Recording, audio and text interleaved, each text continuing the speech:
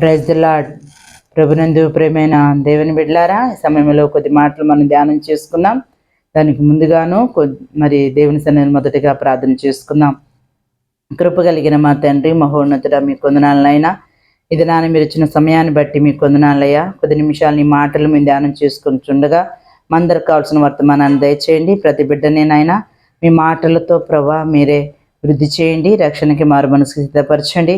వాక్యానుసరమైన జీవితాలు మాకు దయచేయమని మీ సన్నిధిలో వేడుకుంటున్నానయ్యా. ఇటు సమయాన్ని మీరు మాకు అనుగ్రహించినందుకు మీ కొందనాలనైనా.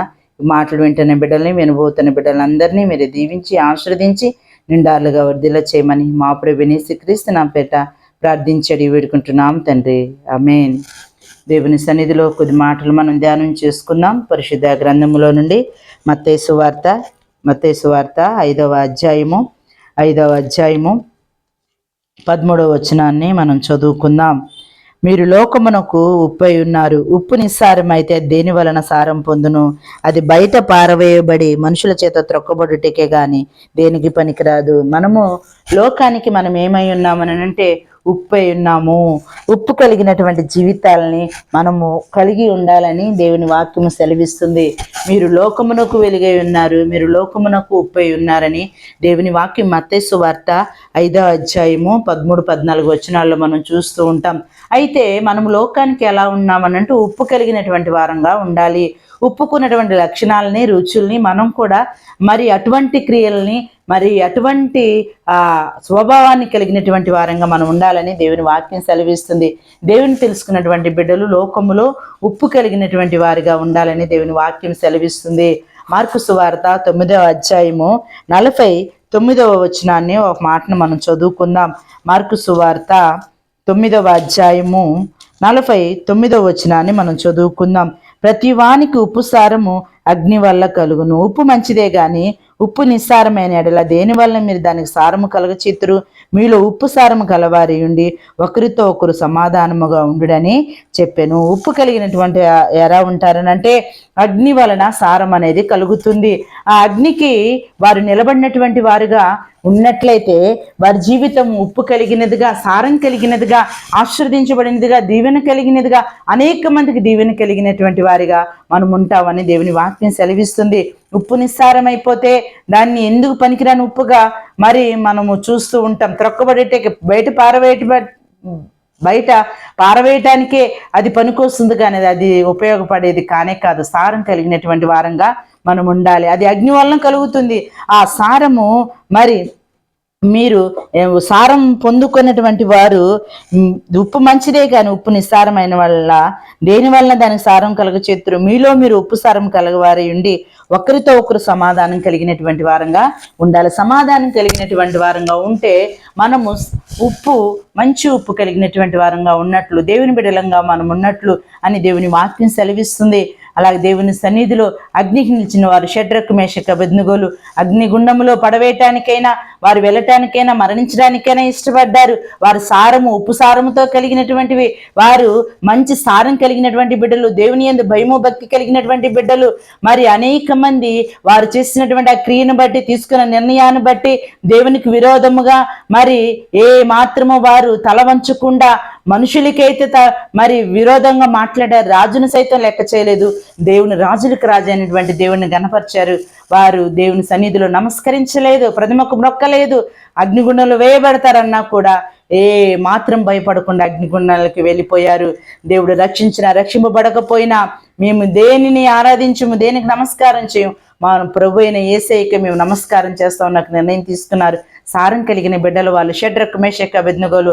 ఆ సారం వల్ల అనేక మంది మరి అక్కడ ఉన్నటువంటి వారు రాజు సైతం కూడా షడ్రకు, మేషకు, అబేద్నెగోల దేవుడే మన దేవుడు, ఆయన పూజారుడు, ఆయన్ని నమస్కరించాలి, ఆయన్నే మనము దేవునిగా పెట్టుకొని ఆరాధించాలని చెప్పి రాజుగారు చెప్పడం మనం వింటూ ఉంటాం.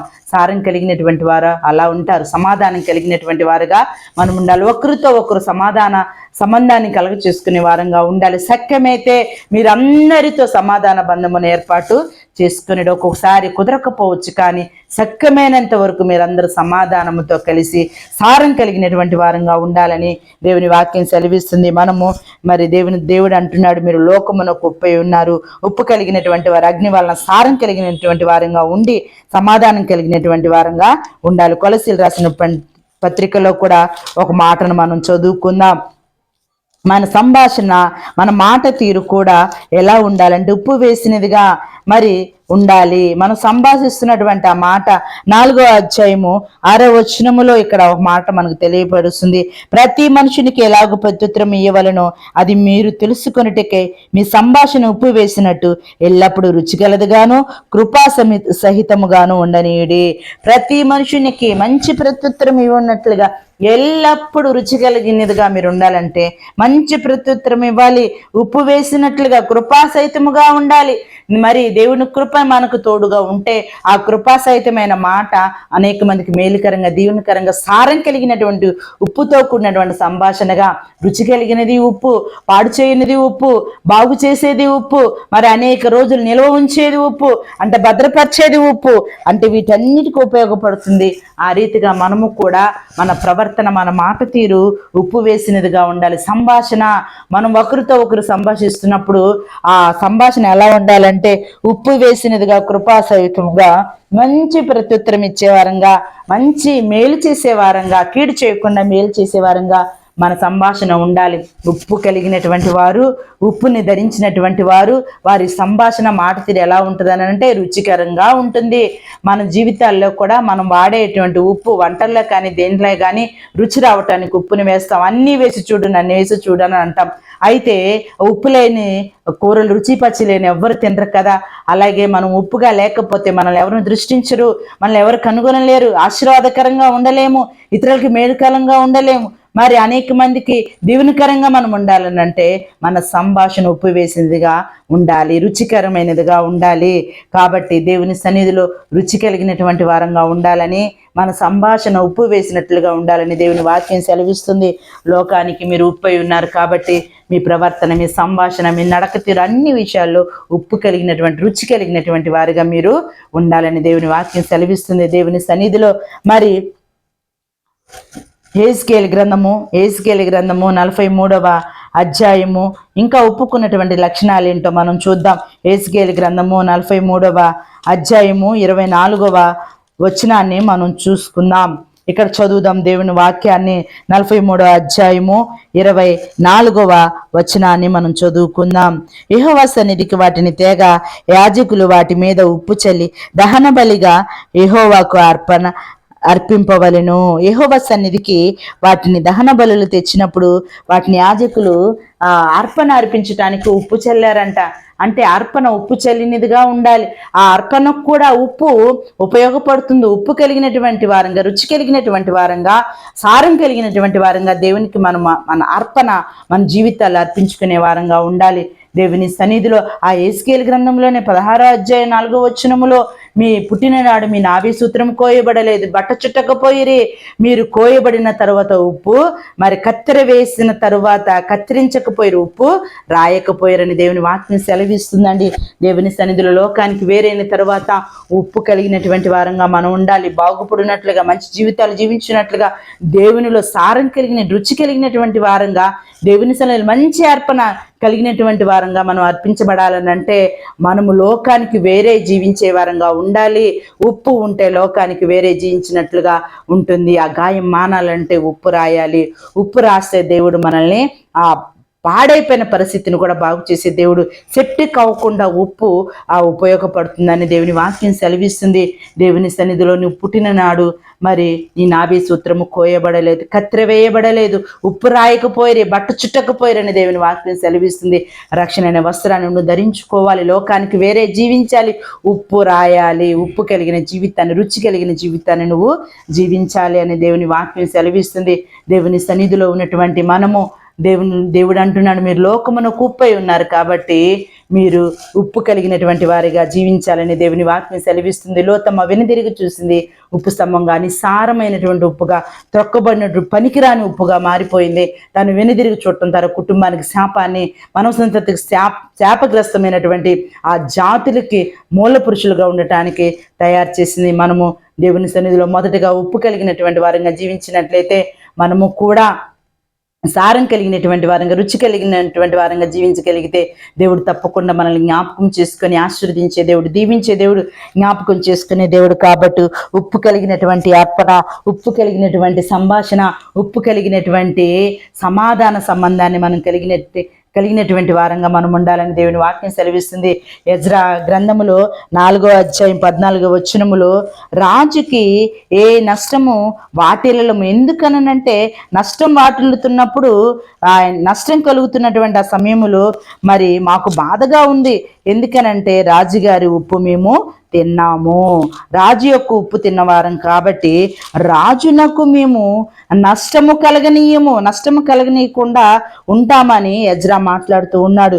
రాజు యొక్క ఉప్పు తిన్నవారము, ఎజ్రా గ్రంథం 4వ అధ్యాయం 14వ వచనంలో మేము రాజు యొక్క ఉప్పు తిన్నవారం కాబట్టి రాజుగారికి ఎటువంటి నష్టము మేము రానియము.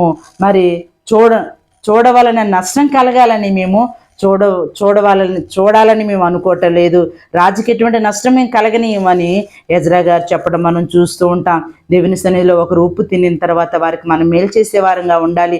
అనేక మంది మరి ఆ విషయాలు మర్చిపోయి కీడును తలపెడుతూ నిస్సారమైన ఉప్పులుగా, రుచిపచ్చి లేనటువంటి వారిగా, భ్రష్టులుగా, అనేక రీతిలుగా కీడును సంపాదించి పెట్టేవారుగా మారిపోతూ ఉన్నారు అనేక మంది బిడ్డలు. కానీ ఎజ్రా అంటున్నాడు, రాజు యొక్క ఉప్పు తిన్నవారం కనుక రాజుకు నష్టం రాకుండా మేము చూడవలసినటువంటి వారము. మనము కూడా దేవుని సన్నిధిలో దేవుని ద్వారా మేలు పొందుకున్నాము, దేవుని బిడ్డలంగా ఆయన ఉప్పై ఉన్నాడు. మనం కూడా ఉప్పు కలిగినటువంటి వారంగా, దేవుని బిడ్డలంగా మనం కూడా ఉండాలని దేవుని వాక్యం సెలవిస్తుంది. ఎజ్రా వలె మనం కూడా మంచి నిర్ణయాన్ని తీసుకునే వారంగా ఉండాలి. చివరిగా మాటను మనం చదువుకుందాం. రెండో రాజుల గ్రంథము 20వ అధ్యాయము 21వ వచనాన్ని మనం చదువుకుందాం. 2 రాజుల గ్రంథము 20వ అధ్యాయము 21వ వచనము మనం చదువుకుందాం.